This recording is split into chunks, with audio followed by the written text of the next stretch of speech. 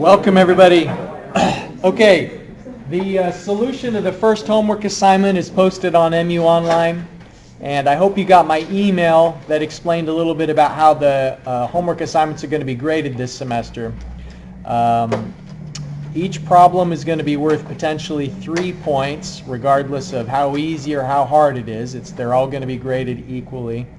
And so you get 1 point for attempting the problem, 2 points for getting it mostly right, maybe just a small calculation mistake, and 3 points if you do the problem correctly. On this first assignment, the grader wasn't hired yet, and I wanted to just give you a score so that we didn't fall too far behind, and so I gave you essentially full credit for every problem except for I think I graded the last one on the same basis that I've just described. In any case, the solution is posted on MU Online, and through the semester it's going to be your responsibility to review that solution and see how what you did compared to the assignment. Unfortunately, the grader won't have enough hours per week to give you really detailed feedback and point out every place that you went wrong, and so I think it's probably a better learning opportunity if you find the mistakes and identify the correct solution if there are discrepancies. So homework 1's online. Your next assignment's due 2 days from today, before class on the 12th, and we're also going to be having our quiz 2 days from today. We don't have too many quizzes in this class. I think if you look at the course schedule, there maybe is only, what, 3? 2? Not a lot, in any case. I see, you got it there, right? Is there 2 or 3? They're in bold. So there's 1, 2. Yeah. So they're generally between the exams. And speaking of which, I posted the sample exam online for you to take a look at. Basically, what does a Dr. Waite fluid mechanics problem look like? And the quiz generally would only be one of the 3 problems that you saw in that sample exam that's posted. So the quiz won't take the entire class period. We'll still have quite a lot of material to cover on Thursday. But we'll begin with a 10 to 15 minute quiz. I'll provide the equations for that quiz, and so you don't need to bring any sort of formula sheet, but you should definitely bring your calculator that day. All right, so any questions about the announcements? Yeah. Are these quizzes generally, what, 2 to 3 questions long? No, there'll only be 1 question. Oh, so multiple steps, okay. Yeah. Other questions? All right, so today we're going to continue talking about hydrostatics. You've seen the hydrostatic equation in our previous lectures, and we're going to direct that towards an application, the application being pressure transmission. All right, so just to review, remember that we saw the full hydrostatic equation, and we kind of looked at a couple of different ways to apply it. One version of the hydrostatic equation we use when we know the pressure and elevation at one location, and we want to find the pressure at another location in the water where we know the depth or the elevation above a datum. And remember that the difference between absolute pressure and gauge pressure is what? How do you convert between the two? Absolute pressure is the absolute pressure plus the All right. I hear everyone murmuring it, and I think you've all got it right that the absolute pressure is the gauge pressure plus the atmospheric. And the standard atmospheric pressure in terms of pascals is 101,325. So that's the standard sea level atmospheric pressure. All right, so let me pause the recording for a moment, and just for you to refresh your memory about how to do the hydrostatic equation, solve this both ways. First of all, with the equation on the left, knowing that here at location 1, where the air is touching the water, the pressure of the water will be equal to the pressure of the air, which in terms of gauge is 0, which in terms of absolute will be 101,325. So that's P1. calculate P2 using that equation on the left. And then the other approach, calculate the change in pressure with some change in depth through the fluid.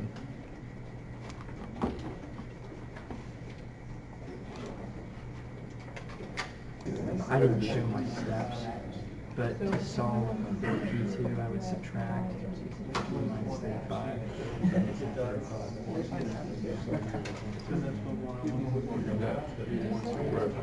No, I think they were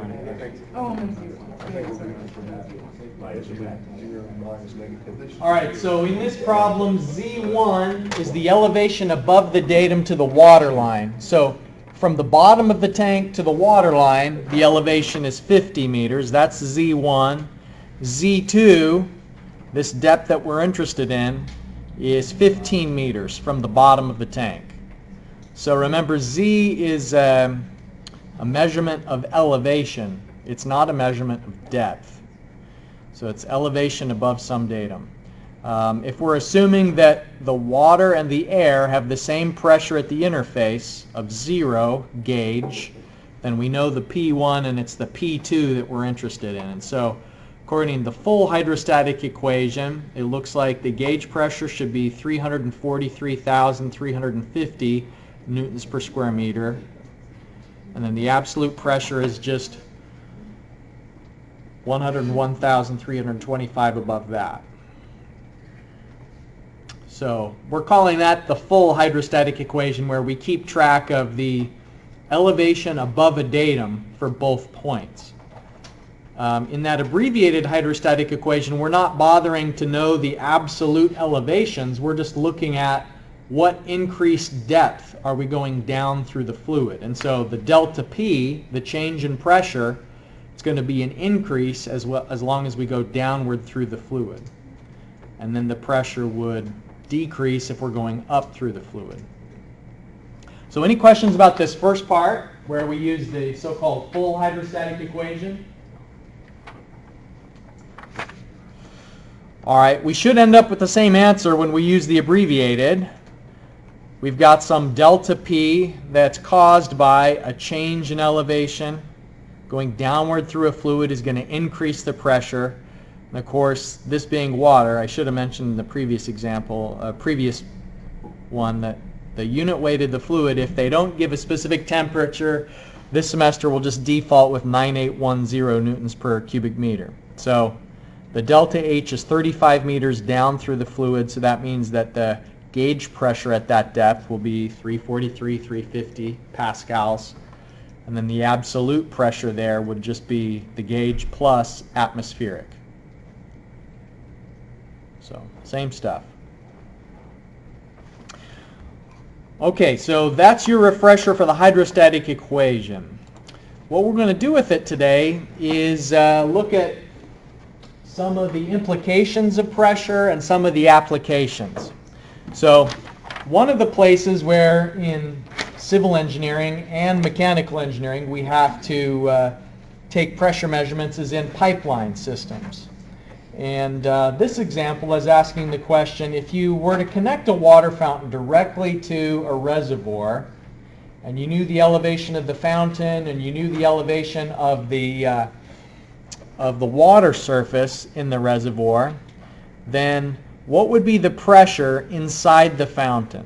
And that may be important depending on like what kind of pressure the seals can handle. If there is a chilling unit or a compressor in there, sometimes those have sensitivities to a certain pressure limit. So what I'd like you to do is apply the same technique. You can either use the abbreviated hydrostatic equation or the full hydrostatic equation to find the pressure in the fountain, and then separately, after you've done that, posing a new scenario in part B, we're saying what if the maximum allowable in the fountain is 850 kilopascals, then what would that say about how high the water surface is allowed to get in the reservoir? And then part C is kind of just a thought question there. It's conceptual in nature, so I'd like you to consider what you think maybe is happening in part C.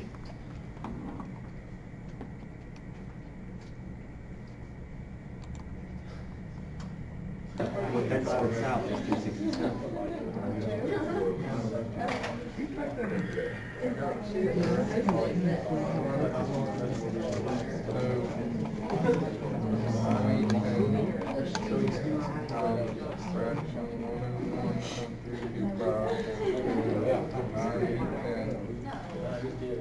Okay, in part A, what we're trying to do is figure out what will be the pressure in the fountain.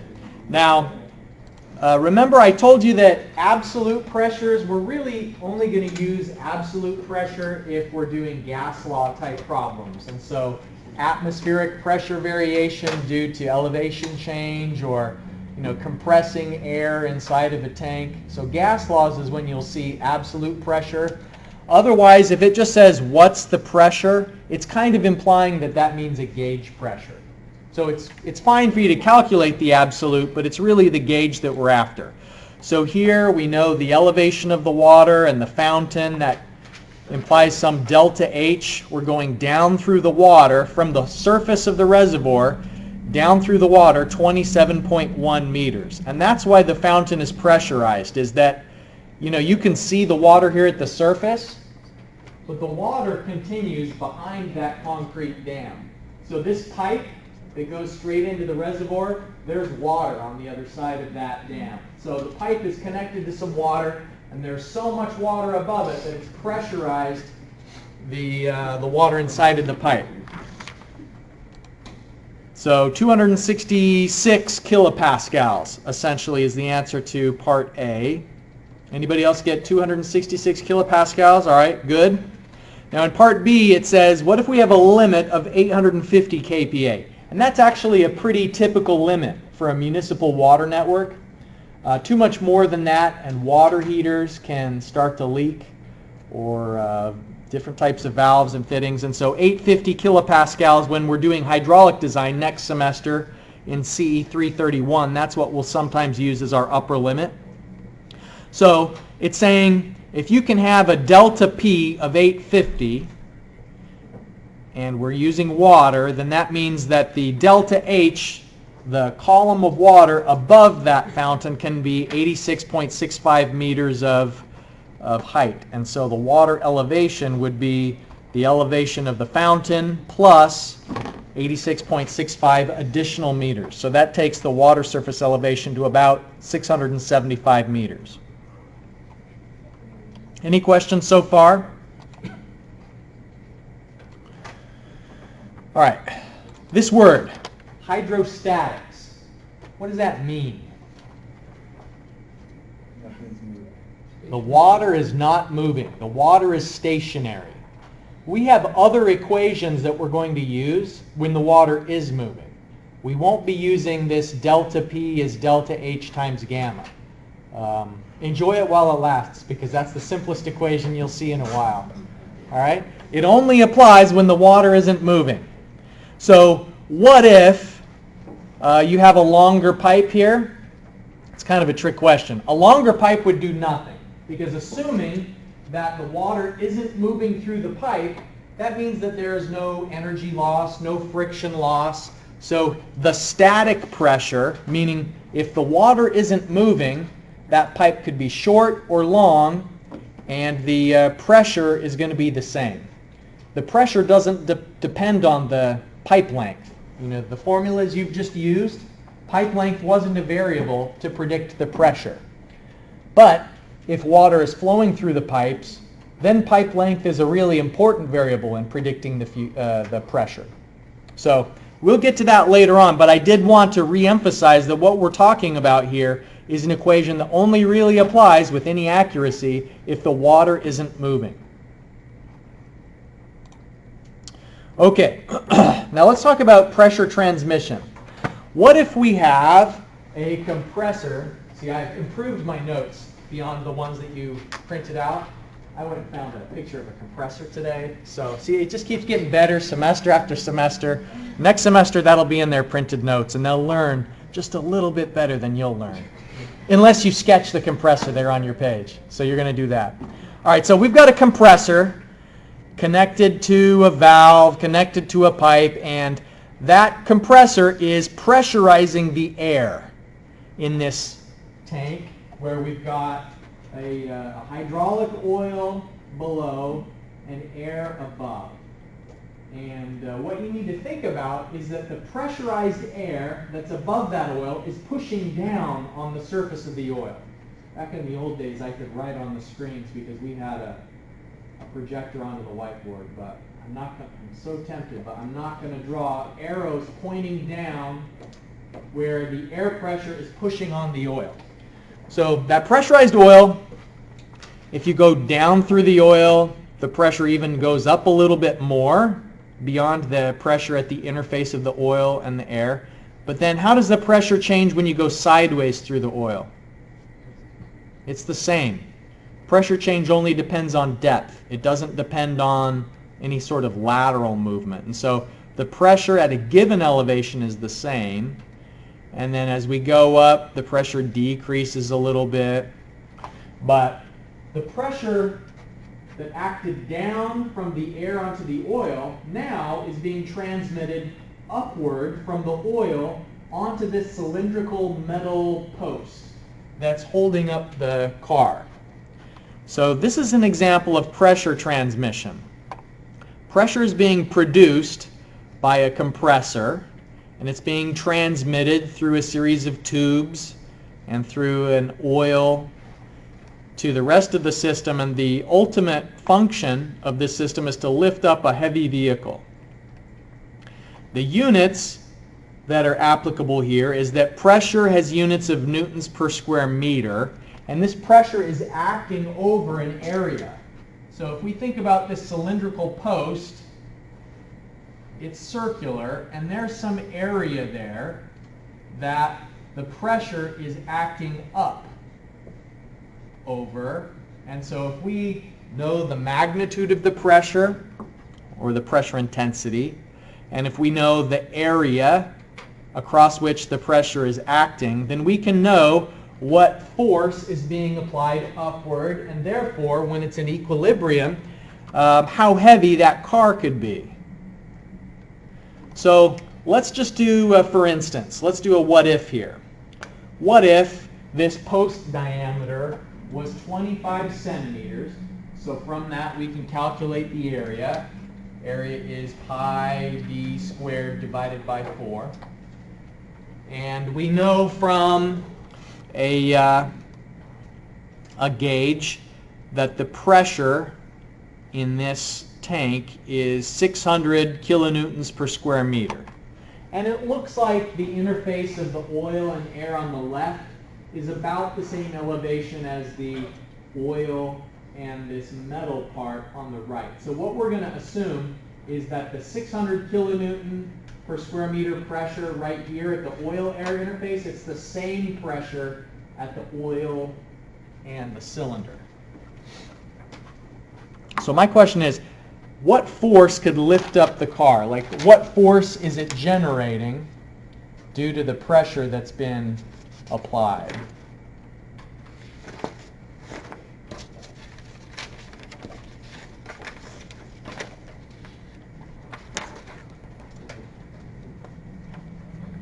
Force is pressure times area.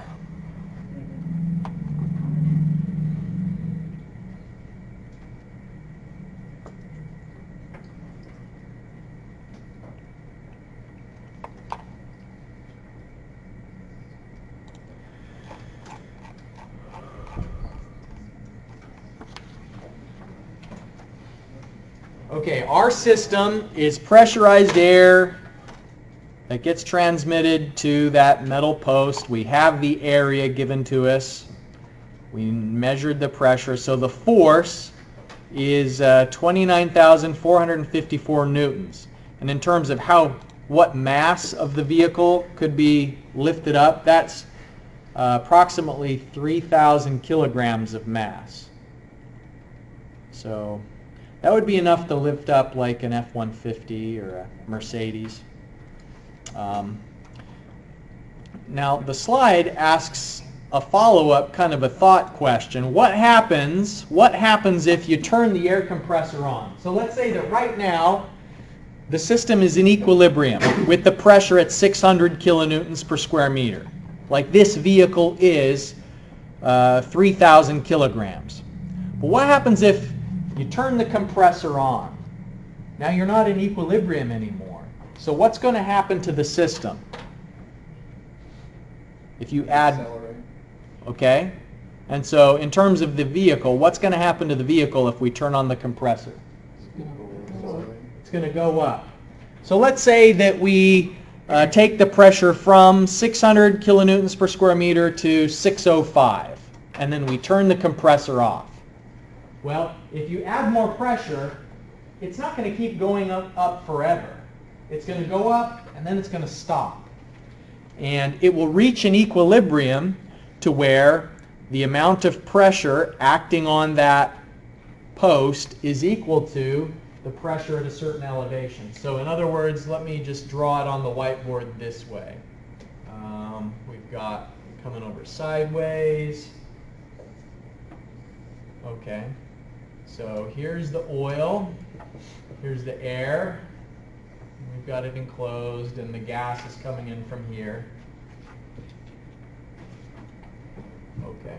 So what you'd find is that there would be some delta H, some additional displacement, and you could use the hydrostatic equation to find that delta H, because delta P is delta H times gamma.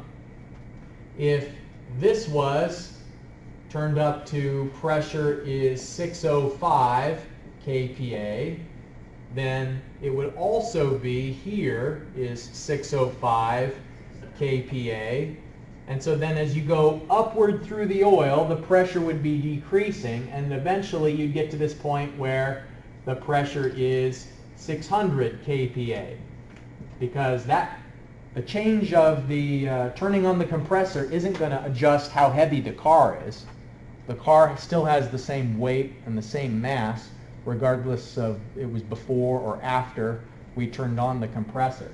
So that additional pressure going from 600 to 605 is going to cause additional displacement. And so the delta P that you added would cause some delta H, some deflection in how much higher the lift takes the vehicle. Does that make sense to everybody? All right. Now, here's another thought-related question. What if this post increased from 25 centimeters to 50 centimeters? What would that do to the capacity of your lift? What we already said was that for a pressure of 600 kilonewtons, we could lift about 3,000 kilograms. That was the calculation.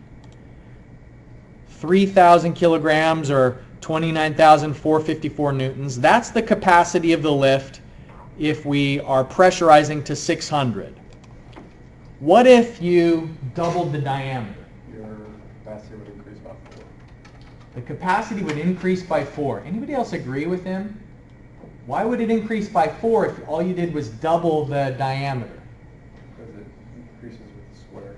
Right, because area is the diameter squared. And so if you go from 25 to 50 centimeters, then that cross-sectional area, right now the cross-sectional area 0.04909, if you calculated a new cross-sectional area for D equals 50 centimeters, then the diameter would be 4 times larger than the original, the area would be 4 times larger than when the diameter was just 25. So that's kind of an interesting thing, is that you could quadruple the ability of your lift to handle loads, and you don't have to increase the size of your compressor at all. All you'd need to do is you'd need to increase the area over which the pressure is acting. And then you have a stronger system. So that's another way of leveraging pressure transmission. A hydraulic jack, we're going to go through this example because this illustrates that same point, as well as mechanical advantage. So this is a system where at the handle we are going to apply a force of 100 newtons. And we want to find out how heavy of a load could we put on this jack and still be able to support it by applying that force of 100 newtons. And so there's going to be both mechanical advantage because of the long handle on here. You can see that the handle length from the pivot point is 33 centimeters. But the force is being applied here to location A1 at only a distance of 3 centimeters. So part of the way that this system works is by having a long handle, but then the other way that this system ensures that you can lift a heavy load at 2 is that A2 is bigger than A1. A1 arises out of a diameter of 1.5 centimeters, and A2 arises out of a diameter of 5 centimeters. So you kind of are multiplying your strength 2 different ways in this example.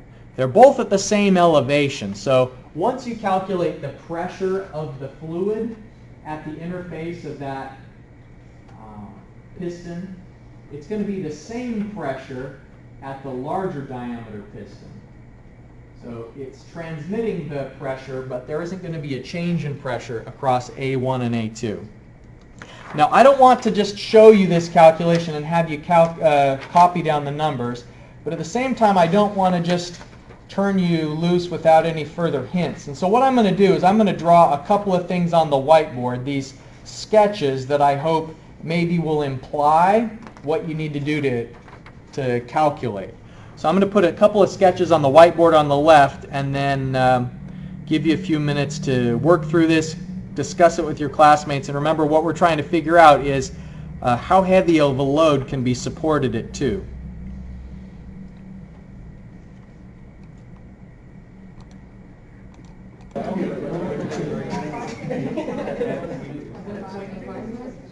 You know, I got the 6 million number a while ago, but I didn't want to say that because I thought it was way too far off.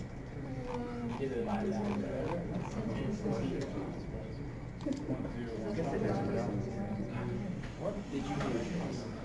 Like, you make some huge numbers. I know, man. What's going on? Okay, so if you're pressing on the handle with 100 newtons, then that means that if the force that's balancing that out so that it doesn't actually rotate is 3 centimeters away from the pivot point, you're going to have that F sub B, it'll be 11,000 newtons. So that's just the fact that it's in equilibrium. And so the closer we get to the pivot point, the higher F sub B would be. So if that's the force that's going up, then that's also the force that's acting downward on the piston. If we look at the system as a whole here, so consider, first we were analyzing the handle and the force is going up. But now from the perspective of that piston, that force is going down from B with the same magnitude. And that's what causes the fluid to pressurize. When you press with your hand, you're applying a force, it's amplified, and then it's spread out over an area. And it's, a force over an area is a pressure. And so this fluid gets its pressure because of the load that's applied at the end of the handle. And so here over A1, that force is being distributed. All right, so we calculate A1 based on 1.5 centimeters, and we know its area in meters, and the pressure inside the fluid will be that force that was applied at B divided by the area. So 6.2 megapascals. Okay? And that will be the same pressure here at location 2, since they're at the same elevation. And even if it was a couple of centimeters higher or lower, the pressure change would be very, very small relative to the huge pressure inside of that jack. Like a couple of centimeters of oil and the pressure is changing by a couple of pascals, but we're talking about 6 million pascals.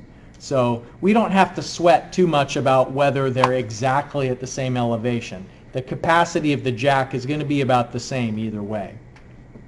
What we do have to do, though, is calculate the second area, because the way that this jack is working is both by using the leverage of the long handle, and then also the load is being lifted at a larger area, so that amplifies our ability to lift, because when we have a pressure of 6 megapascals multiplied by the larger area, and that means that at 2 we should be able to lift about 12,222 newtons.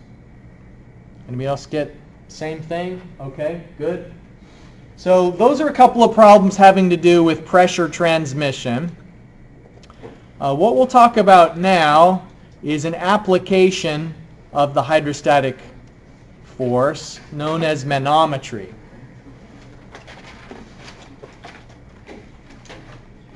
Okay, a manometer is a means of physically measuring the pressure. You don't have to use a transducer. You don't have to have electronics to necessarily measure pressure. If you have liquid that's flowing through a pipe, like a water pipeline that would be buried under the road, one way of measuring how much pressure is in the pipe would be if you were going to puncture the pipe and then connect a tube to it. And so a tube or a hose of some sort, the liquid level will rise inside of that piezometer, and then finally it stops rising and comes into equilibrium. We saw something similar to this when we were talking about the difference between pressure and the difference between head. And it's just a different way of expressing the same thing. A piezometer really only works good for a liquid. If you had a gas flowing through a pipeline, a piezometer wouldn't be ideal, because then the gas would be escaping into the atmosphere. But the tricky thing about a piezometer is that the pressure of the pipe dictates how tall the piezometer tube would need to be. And so do you remember what I said would be a typical upper limit for a municipal water network in terms of kilopascals? 850 kilopascals. So let's say that this is a water pipeline under the road, and water is going towards homes and businesses, and the pressure in that pipe is 850 kilopascals. If we were the water company and we wanted to monitor water pressure with piezometers, what that means is that we'd have to have tubes coming up out of the pipe, and the tubes would have to be tall enough that then the water would rise to some certain elevation h. And so if the pressure in the pipe is 850 kPa, then the delta H would be delta P divided by gamma. So 850 kilopascals, and the unit weight of water is 9.81 kilonewtons per meter cubed.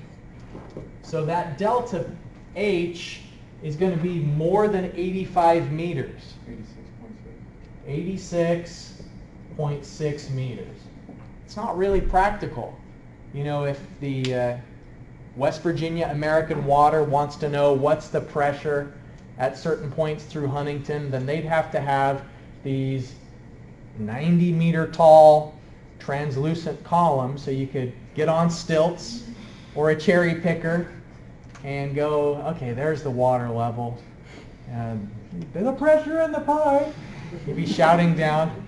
So obviously piezometers don't get used in real-world hydraulic applications, but they are useful in the lab. And we'll use piezometers this semester in the lab when we're testing and observing the Bernoulli effect. So it's just kind of a physical, real-world, with your eyes manifestation of what's the pressure inside of a pipe. Okay, now what about this? If H is 10 meters, then the pressure at the center of the pipe would just be delta P is delta H times gamma. So if it was 10 meters of elevation and 9810 newtons per meter cubed for water, then that would mean that the pressure at the center of the pipe is 98100, so 98.1 kilopascals would be the pressure at the center of the pipe. Okay, so that's all I have for you today. Let's take a look at these announcements before we finish a lot going on in the coming days. If you haven't already, I'd encourage you to review the solution to homework number 1, because we have a quiz on Thursday. Today's Tuesday. We'll have a quiz on Thursday. Your homework assignment is also due before class. And then I saw the fluid mechanics students yesterday in ENGR 319, and I'll see the civil engineering students today at 3 for our CE 319 lab. The lab is just down the hall, room 1228. So I'll see you there at 3 o'clock. Have a good day.